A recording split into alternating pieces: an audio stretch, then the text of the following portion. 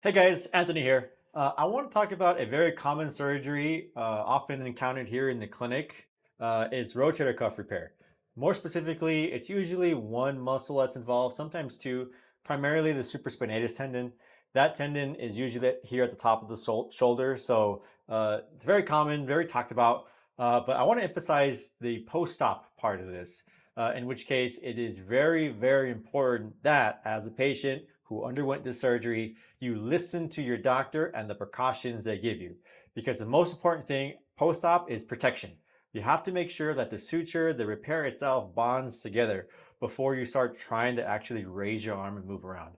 That is the most important part post-op, protection. Number two is seeing your physical therapist, because your physical therapist will be the one to help start gaining range of motion back in your arm.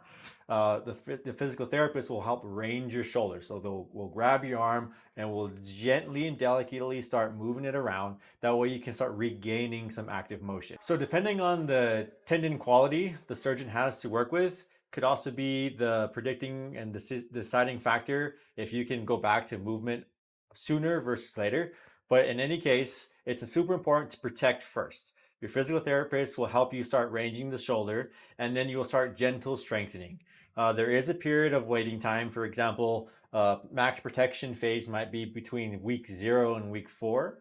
And then from week 4 to week 8, you are allowed to start passive range of motion, which means using other devices to help range your shoulder, such as pulleys, wall walking, or rolling a ball on a table. After that, that's when it gets better because now your shoulder range of motion gets back.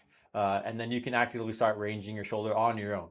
So most important part, post-op rotator cuff repair, protection phase, let the tissue come together. Number two, early passive range of motion from your physical therapist. Number three, transition to active assistive range of motion where you can start practicing ranging your arm by yourself. And then number four is when you get your arm back. So we have to go through these stages, pretty thoroughly before you get active range of motion back because you don't want to injure the tendon again. All right, guys, if you have any questions about that, let us know in the comments.